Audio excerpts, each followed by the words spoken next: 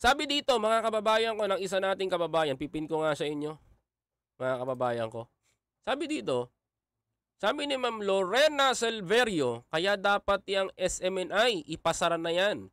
Kasi nagagamit ng China para sa paghatid ng paghatid ng hatiin ang mga Pilipino no, to China. We don't know if we have speculation na ang SMNI ay hawak ng isang Chinese government.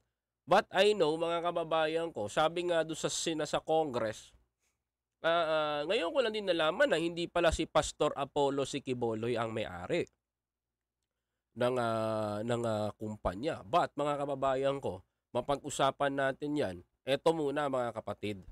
Kasi ito hunger strike daw po yung ating mga host ng SMNI. Ito, ewan ko kung totoo to Kasi ito impossible Hunger strike daw sa loob ng Congress, mga kapatid. Ito sabi po dito, mga kababayan ko, ayan, dalawang SMNI angkor. Ayan angkor. Aarborin ng abogado sa Kamara. Ayan, aarborin ng abogado sa Kamara. Sino kaya to? Mukhang kilala ko tong mata na to Hulaan nyo nga kung sino yan. Aarborin ng abogado sa Kamara. Sino kaya to? Ako, sino kaya to, mga kababayan ko? Ako, very curious ako Pero bago tayo tumuloy sa ibang topic, pag-usapan muna natin to. Ito maganda. Sino ito? 'Di ba? Aarborin daw sa Kamara. Itong dalawang angkor, mga kababayan ko. Ako, yung slash ng mata niya, itong part na to. Itong part na to. Ito, papakita ko sa inyo. Ayan, yung part na yan. Sino kaya to, mga kababayan ko? 'Di ba? Sino kaya tong mga ito? Itong tanong ko dito, mamaya pag-usapan natin Napag-uusapan lang natin tong SMNI Hindi naman natin sila binabanatan, pero tinitignan natin. Okay? I just want to be clarify Si Tolentino yan. Tolentino? Si Senator Tolentino ba to? Parang hindi. Hindi to yun. Hindi parehas yung Parang kilalang kilala Pero ito muna. Sabi dito, mga kababayan ko sabi po dito, ito po, nakasaad dito. Ayan, mga kapatid. Sabi dito, ng ating balita, hihilingin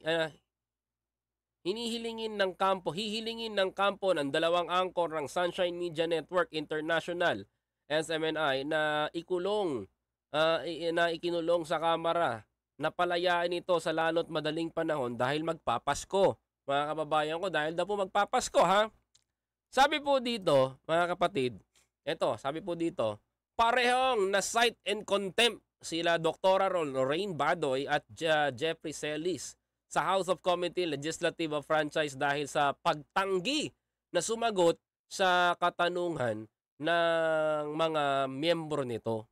Simple lang naman kasi ang tinatanong. Okay? Ako lang simple lang yung tinatanong dito kay Ka Eric. Actually, na-meet ko na to si Ka Eric I think thrice sa bahay ni Senator Amy. Na-meet ko na to doon. Nagulat lang ako, mga kababayan ko, because yung kanyang sinabi dito, yung kanyang mga sinabi na dapat kung talagang ikaw, mga kababayan ko, kung talagang ikaw ay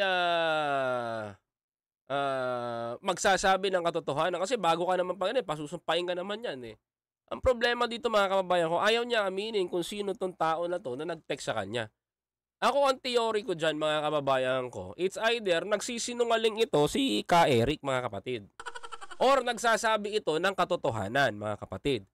Kasi, mga kababayan ko, ang isang ugali kasi ng sinungaling, sa totoo lang ako diretsahan ako Pag may paninindigan ka at nakasalalay dito yung reputasyon mo, hindi ka aamin. Kahit makulong ka. Pero kung talagang may nagsabi sa'yo na 1.8 billion ang ginastos ni Congressman Martin, ang gusto lang naman malaman ng committee dyan, sino yung nagsabi sa'yo? Sino yung intel na yan? Kasi bakit hindi mapagkakatiwalaan sa loob, mga kapatid eh? Di ba? Oh, samantalang sinagot ni Attorney Tolentino, abogado ng SMNI, na sinabi nitong aapila sila sa komite para ikonsidera ang contempt order laban sa dalawa sa pagpapatuloy ng pagdinig sa darating na Lunes, mga kababayan ko. Lunes po ngayon Lunes. Sentro ng investigasyon ang pagsilip. Sabi ito, sentro ng investigasyon ng pagsilip na nilabag ng SMNI ang mga probisyon na ibinigay sa kanila na prangkisa dahil sa maling impormasyon sa kabilang ang nagsasabing 1.8 billion na ginastos niya sa biyahe ni House Speaker Martin Romualdez. Ayan. Sabi ko sa inyo, wait lang.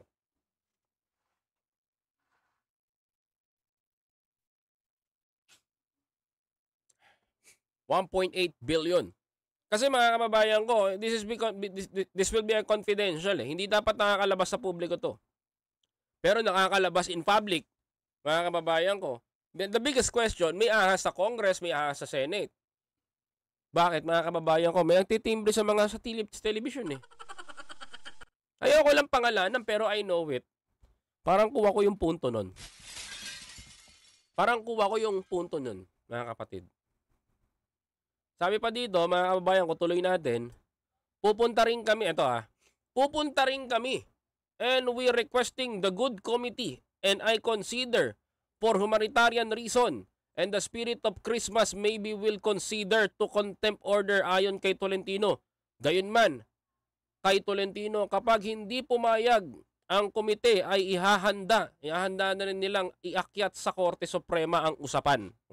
Sabi pa dito, mag-file tayo ng petition for certiorari on the grounds grave abuse of the discretion. Sabi dito, mga kababayan ko, in the jurisdiction of the part of the committee franchise and petition for habeas corpus for the illegal detention and arrest ayon kay Tolentino, mga kababayan ko. Sabi pa dito, mga kapatid, dagdag pa dito, nag-ugat ng investigasyon ng komite sa pahayag ni Celis sa kanyang programa sa SMNI na may 1.8 billion travel expenses si Romualdez. Ngunit inamin naman nito na mali ang nakuhang impormasyon mula sa source na isa umanong taga-Senado. Ayan. Hindi kaya si ano to? Hindi kaya, wala nyo nga. Parang may kutob na ako Taga-Senado. Pwedeng stop. Pwedeng stop, mga kababayan ko. Pwedeng senadora, mga kababayan ko. Pwedeng PA. Pwedeng antay sa loob. Malabong antay sa loob eh. Malabong si Risa yun. Parang nagkakakutob ako kung sino tong tao na to Pero anyway.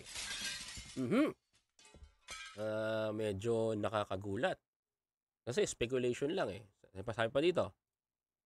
Pero sabi niya talagang mali. Pero the question kasi dyan, pinapaamin na siya. Kung sino ang source nito ni Ka Eric. Mga kababayan ko. Tapos siya dito. Sa pagdinig, hinihiling kay Celis na pangalanan ang sinabi nitong source na taga-Senado. Ngunit paulit-ulit tong tumatanggi sa publiko dahil diyan na upang i-contempt sa komite.